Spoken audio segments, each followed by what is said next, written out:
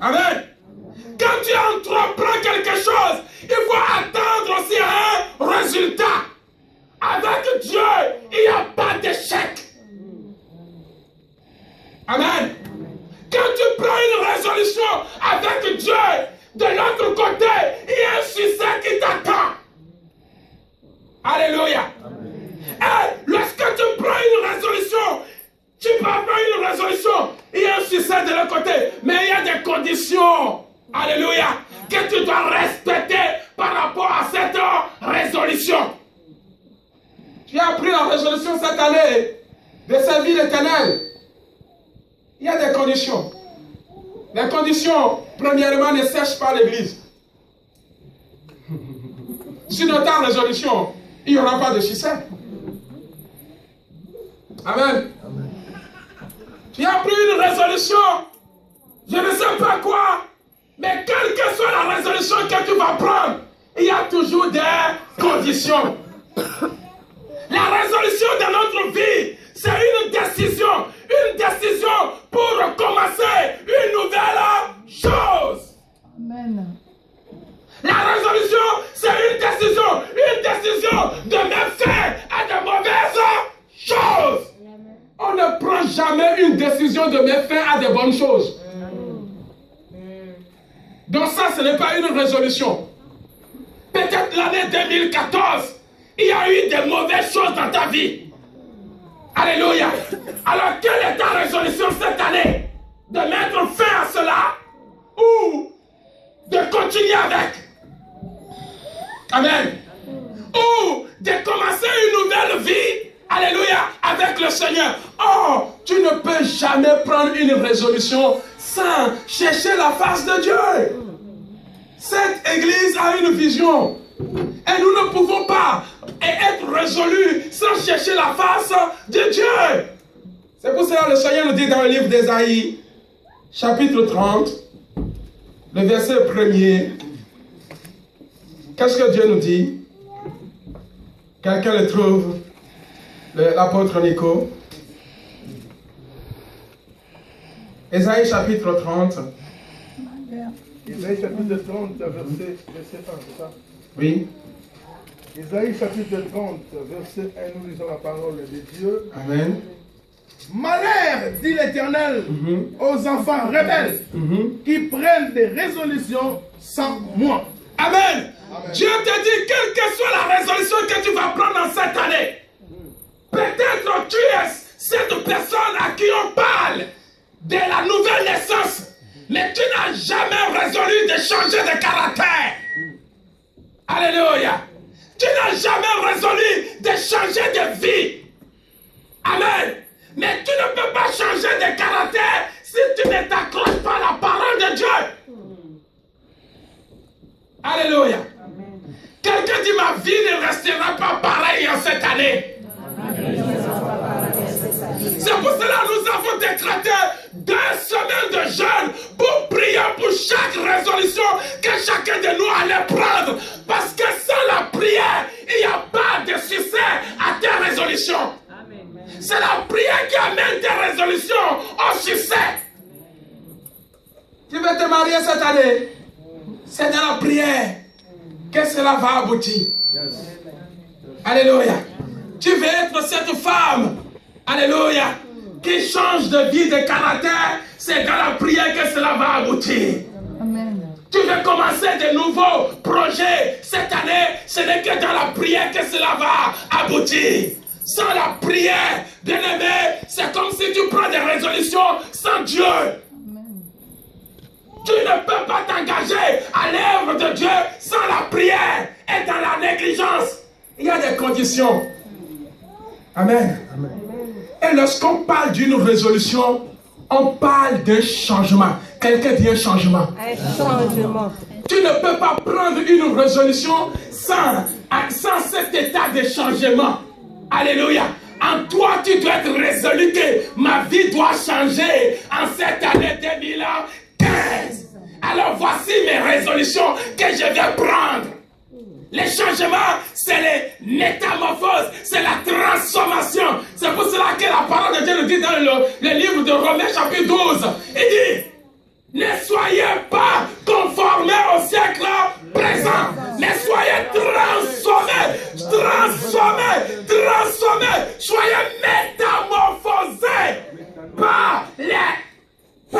Les renouvellements de votre intelligence. Celui-là qui n'a pas d'intelligence, c'est celui-là qui est sans résolution. Et il veut toujours rester dans ce qu'il fait. Alléluia. Toi-même, tu es conscient que ce péché, il faut que tu prennes résolution de l'arrêter. Si tu ne prends pas la résolution de l'arrêter, cela n'arrivera jamais. Et ce n'est que dans la prière que toute chose peut s'arrêter. Ce n'est que dans la prière que toute chose peut commencer dans ta vie. Rien ne peut commencer dans ta vie sans la prière. Alléluia. Tu ne peux pas demeurer dans le péché, mais ce que le Seigneur veut pour toi, c'est le changement. Les meilleures femmes du monde, c'est les femmes qui sont dans le Seigneur. Parce qu'elles connaissent la parole. Elles savent comment il faut respecter. Mais parfois cela n'est pas le cas. Il faut que tu prennes des résolutions. Amen. Les meilleures personnes dans le monde qui ont la compassion, l'amour envers les autres, ce n'est que nous les chrétiens. Alléluia. Mais cela n'est pas souvent le cas. Il faut que cela change. Alléluia. Bien-aimé, il y a des choses que tu dois arrêter. Des péchés que tu dois arrêter. Et prendre l'engagement de servir l'Éternel, d'obéir à l'Éternel. Il y a des choses que tu as décidé, yes Lord, de déconstruire cette année. Sans Dieu, cela n'aboutira jamais. Amen. La résolution avec un changement. Bien-aimé, si tu ne décides rien, Dieu ne fera non plus rien avec toi. Amen. Si tu ne décides pas ta bénédiction, Dieu ne viendra pas te donner la bénédiction. Alléluia. Il faut que tu décides ta bénédiction. Parce que si le péché ne décide pas la repentance, Dieu ne le pardonnera jamais. Amen. Tant que tu n'as pas décidé de se repentir, tu seras toujours dans le péché. Alléluia. Je ne sais pas ce que tu as résolu cette année. Si tu as résolu dans ton cœur d'être milliardaire, alléluia, et que tu implores la face de Dieu, certainement, tu seras milliardaire. Amen. Amen.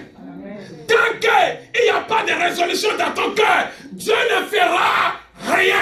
Dieu attend que tu décides. Sans ta décision, rien ne passera. Rien ne t'arrivera. Tu peux dire Dieu me voit, oui il te voit, mais il veut que tu prennes une décision. Amen. Dieu voit tout le monde.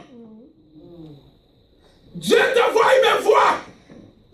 Mais ma vie change parce que moi j'ai pris une résolution en face de mon Dieu. J'ai dit c'est fini certaines choses. Dieu signe. J'ai dit, ça doit commencer telle chose. Dieu signe. Parce que je l'ai imploré. Alléluia. Je lui ai demandé. Et il me l'accorde. Bien-aimé, tout le monde veut les changements. Qui ne veut pas les changements ici?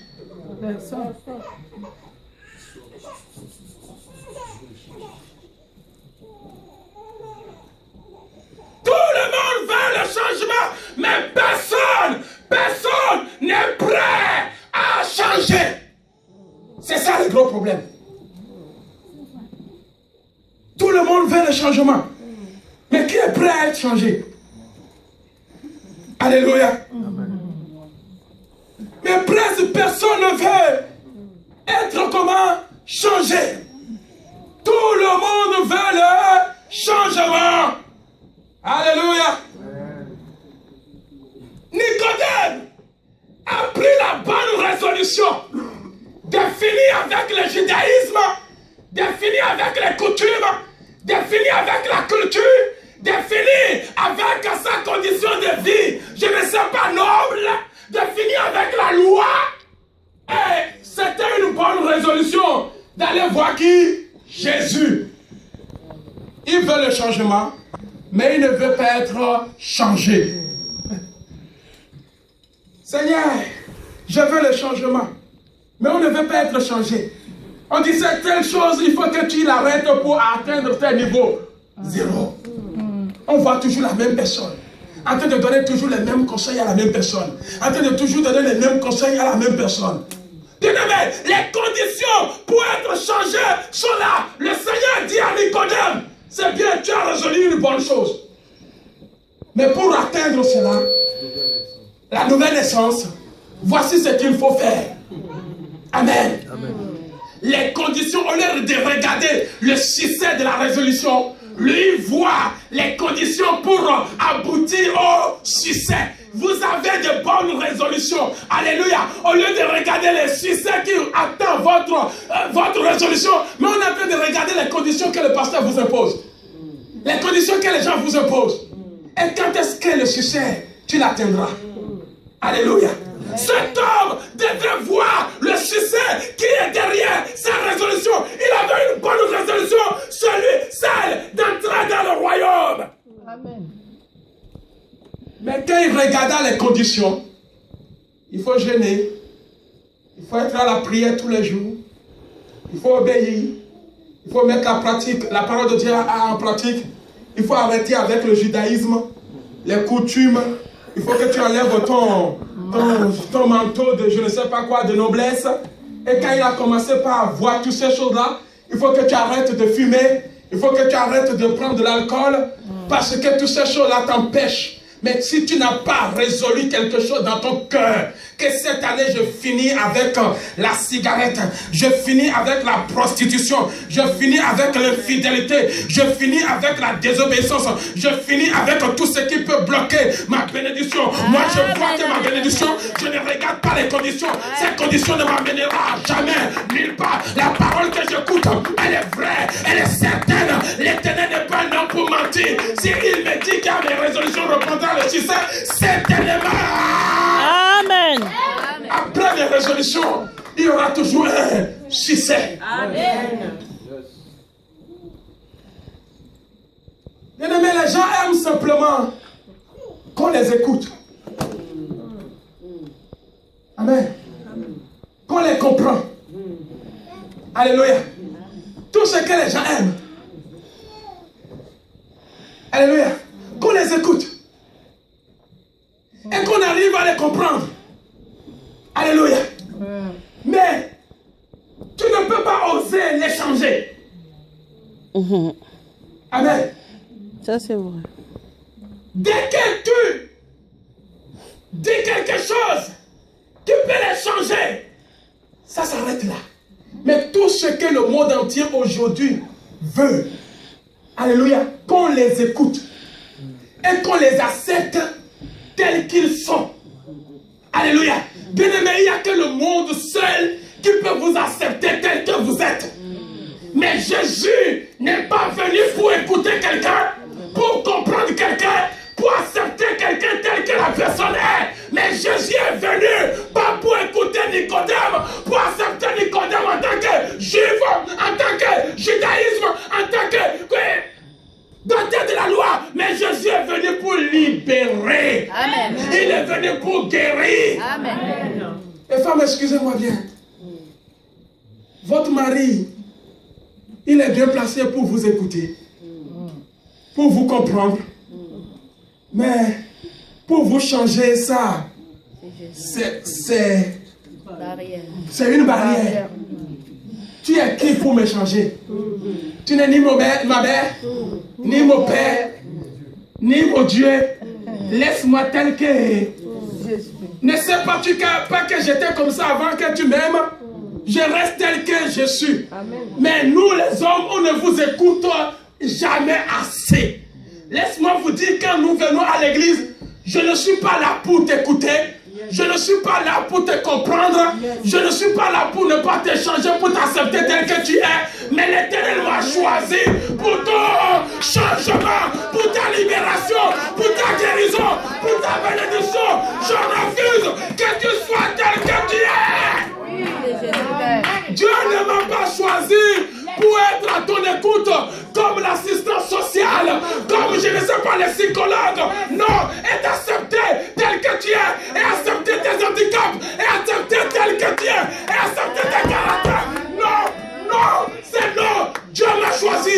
Si tu le veux, je peux t'écouter pendant 2 heures, pendant 4 heures, pendant 5 heures, pendant 6 heures. Mais laisse-moi te dire, tant que tu n'as pas changé, rien ne passera dans ta vie. Amen. Amen. Vérité. Amen. Je ne suis pas ton mari. C'est le mari seul qui est capable. Ah, il m'écoute jamais. Je vais appeler quelqu'un d'autre pour m'écouter. Ah, je vais appeler quelqu'un. Au moins lui, il m'écoute. Mais l'écoute va changer quoi? C'est le changement. Si quelqu'un pleure, il faut savoir que derrière cette pleurs, on attend quoi? Un changement. Personne ne pleure pour une cause. Il y a un changement qu'on attend. Quelqu'un t'a insulté, tu pleures. C'est que désormais on te dit que de ne plus insulter. Si tu n'as rien fait, le pleurs ne peut pas sortir. Les pleurs appellent un changement. Jésus a pleuré à la tombe de Lazare. C'est pour un changement. C'est pour ramener Lazare à la vie, pour ne plus pleurer. Amen. Mais nous pleurons toujours la même chose. Les mêmes choses. Les mêmes choses. Parce que nous écoutons, mais nous ne voulons pas qu'on change nos vies. Est-ce que nous sommes à l'église? Souvent nous disons, ouais, il n'y a que Dieu seul qui peut juger. Si tu attends Dieu te juger, laisse-moi te dire ce soir que tu iras à l'enfer. Parce que le jugement de Dieu, alléluia, la parole de Dieu nous dit clairement dans le livre de Joël, n'est-ce pas? Malheur à ceux-là qui attendent le retour de qui? De Christ. Qui attend son jugement dernier. Si tu attends le jugement de Dieu, que Dieu vienne te juger, alléluia, tu iras déjà à l'enfer. Amen. Dieu lui-même a dit dans sa parole qu'il ne juge personne. Il a donné le jugement à qui? À son fils, Jésus-Christ. Soyons les lecteurs de la Bible. Dans le livre de Jean, Dieu lui-même a dit dans sa parole qu'il ne juge personne. Et que le jugement, il a donné à qui? À Jésus-Christ. Amen. Oh, ce jugement, Jésus-Christ est la parole. La seule parole qui peut te juger, c'est Jésus. Si la parole ne te juge pas, si tu attends le jugement de Dieu, ce serait l'enfer. Parce que tu seras en train de faire quelque chose, il va te juger par rapport à ce que tu fais. Et comme tu n'attends que tu ne veux jamais changer, tu n'as jamais résolu dans ton cœur, tu dis non, le pasteur n'est pas Dieu pour me juger. Il n'a qu'à me laisser. Si je fais des erreurs, ça me régale. Si je fais des fautes, ça me régale. Si je n'obéis pas, ça me régale. Alléluia. Quand Dieu va venir, ce serait trop tard. Dieu va te dire, j'ai mis le pasteur pour te juger. La parole de Dieu me dit dans le livre d'Hébreux 12, dans le livre d'Hébreux 4, verset 12, il dit que la parole, alléluia, juge les sentiments. Même dans les profondeurs de quoi? De notre cœur. Et si toi tu n'acceptes pas que la parole te juge, que ce que tu fais ce n'est pas bon, ce n'est pas Dieu qui va descendre de là-haut pour te le dire. C'est ce qui sort de ma bouche qui va te le dire. Et ce qui sort de ma bouche, c'est la parole. Et je te dis aujourd'hui, s'il y a des choses que tu es en train de faire, cette année, il faut que tu arrêtes. Tu arrêtes avec l'idolâtrie. Les gens veulent simplement la prière, mais ne veulent pas changer. Je garde ma foi, ma confession de foi. Je respecte bien la confession chrétienne. Et je suis musulman. Mais tout ce que je désire, c'est que tu pries pour moi et c'est fini. Les gens veulent simplement qu'on les écoute. Parce qu'ils sont souffrants. Mais le changement, je préfère, je reste catholique moi. Mais est-ce que j'ai la tête d'un prêtre?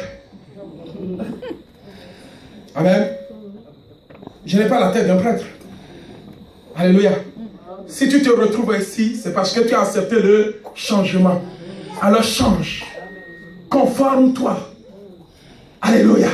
Sois transformé. Amen. Je ne peux pas te donner, alléluia, ce qu'il faut. La parole de Dieu, si je ne t'accorde pas le changement qui est dans la parole, je ne te fais pas du bien. Cette année, il faut que tu sois résolu. Amen. Une année de résolution. Les gens sont là. Ils veulent qu'on les comprenne. Pasteur, comprends-moi. mois. Non, cette année c'est fini. C'est le changement. Il y a des choses que tu dois t'en débarrasser dans ta maison. Il faut que soit c'est Jésus, soit c'est rien. Soit c'est la sainteté, soit c'est rien. Soit c'est l'obéissance, soit c'est rien. Amen. Mais, pasteur, comprends-moi. Tu sais ce que je vis. Tu connais mes conditions. Tu sais que ma vie mariétale, ce n'est pas correct. Mais avec le temps, je vais m'arranger. Tout ce que je vais bien t'écouter. Mais il faut que toi-même, tu prennes une décision. Amen. Dis, je dois prendre une décision. Je dois prendre une décision. Je dois prendre une décision. Je dois prendre une décision. Je dois prendre une décision. Alléluia. Les gens préfèrent demeurer avec leur douleur. Bien-aimé, qu'est-ce que j'aimerais te dire encore cette année? Est-ce que tu préfères demeurer encore? Alléluia. Pourquoi rester une année de plus dans le péché? Ça fait trop. Pourquoi rester une année de plus sous la malédiction? Ça fait trop. Quelqu'un dit assez, c'est assez. Tu dois être résolu que je dois être béni. Une année encore sous la malédiction, c'est fini. Pourquoi encore une année dans la haine? Une année encore. Une année encore. C'est trop. Pourquoi une année encore dans le péché? Dans les mêmes choses qu'on t'a déjà dit 1000 fois, plusieurs fois.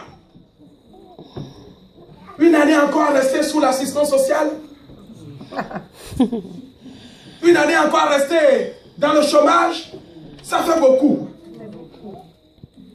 Si tu ne prends aucune résolution cette année, rien n'arrivera. Une année encore à rester dans les aides auprès des autres qui te donnent toujours à manger. Une année encore. C'est trop pour moi. Il faut que ça change. Amen. Une année encore dans la souffrance, ça fait beaucoup. Soit c'est Dieu, soit c'est le monde. Mais tu es en face de Dieu. Prends une décision. Une année encore à ne pas être présente 100% à l'église, ça fait beaucoup. Beaucoup. Beaucoup. Où on va compter combien de fois tu seras présent à l'église. Alléluia. Prenez de bonnes résolutions. Dieu va vous bénir. Dieu va vous bénir. Nous avons un homme dans la Bible. Cet homme a pris une bonne résolution. Cet homme a vécu des choses dans sa vie que je ne souhaite à personne ici présent. Amen. Cet homme a vécu des choses. Des choses. Mais un jour, cet homme a dit, cette année, je ne resterai plus pareil. Ma résolution, c'est la bénédiction. Ma résolution, que l'Éternel étend mes limites. Ma résolution, que l'Éternel me fasse marier. Ma résolution, que l'Éternel me fasse construire. Ma résolution, je vais donner la chaussure de mes frères. Je vais donner le pantalon de ma soeur. Je vais donner... C'est-à-dire, quand la personne se regarde de la tête aux pieds, il n'y a rien de lui. Et cet homme s'appelle Jabet. Allons dans le livre de 1 Chronique, chapitre 9. Et ce message, c'est ça qui va nous faire rentrer pour de bonnes résolutions dans la prière, dans le jeûne, à partir du 19.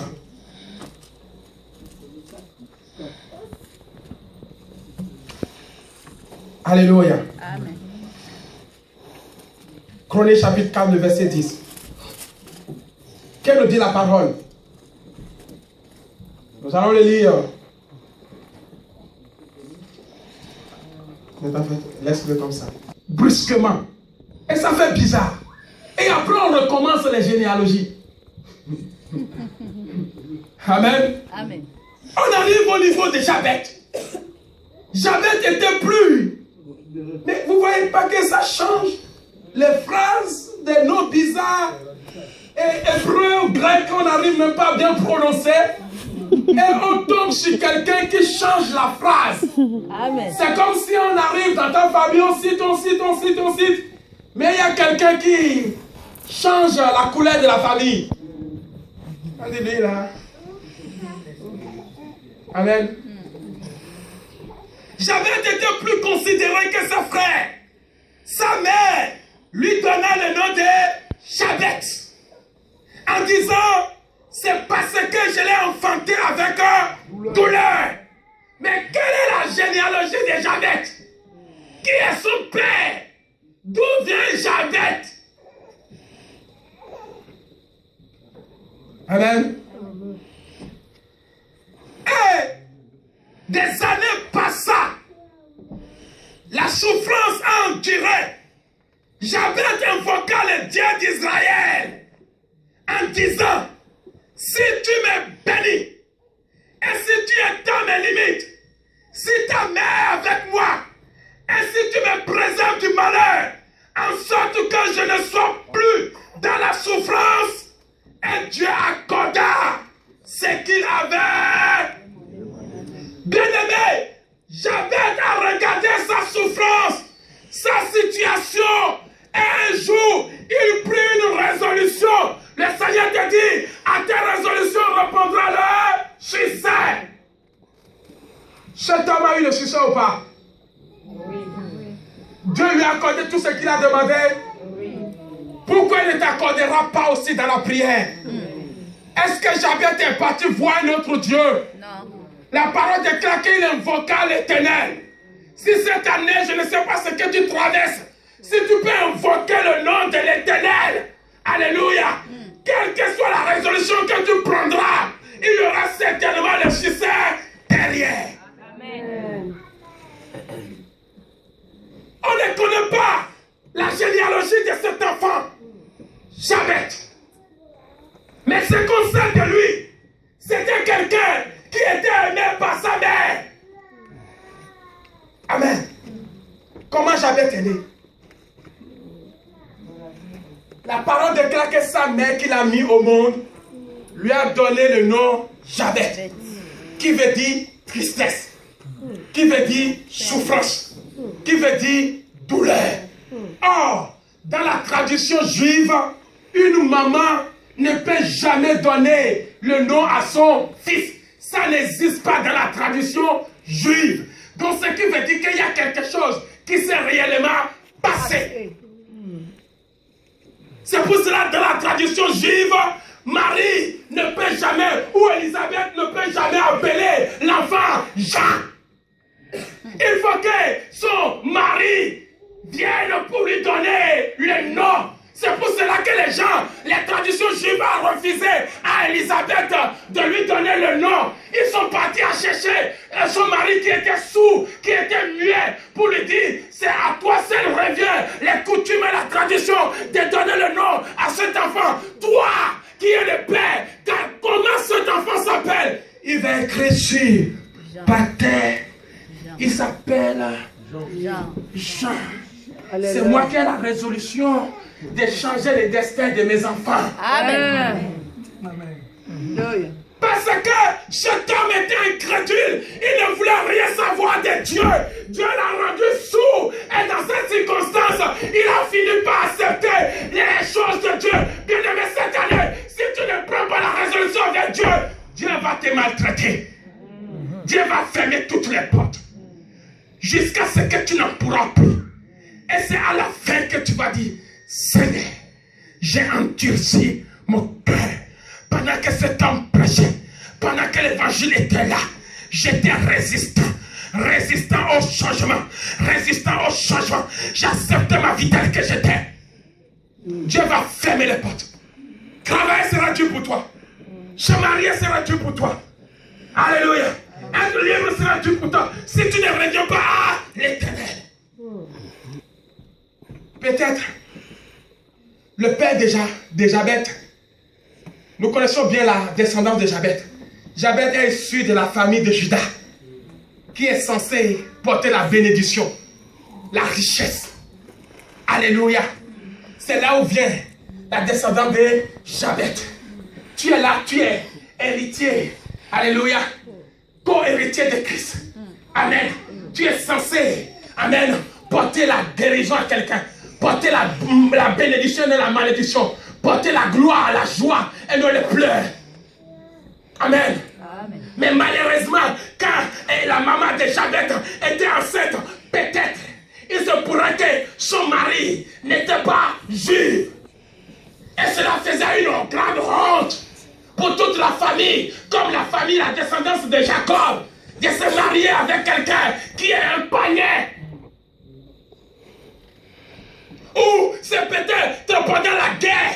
Pendant la guerre, et malheureusement, cet homme a perdu la vie. Et la maman de Jabet s'est retrouvée seule. Toi, femme, ne te divorce pas. Les conséquences de le divorce, c'est de regarder ton enfant, de lui dire, tu me fais trop souffrir. Toi, homme, ne te divorce pas. Les conséquences du divorce, c'est de permettre à ta femme de maltraiter ton enfant. Elle s'est retrouvée seule.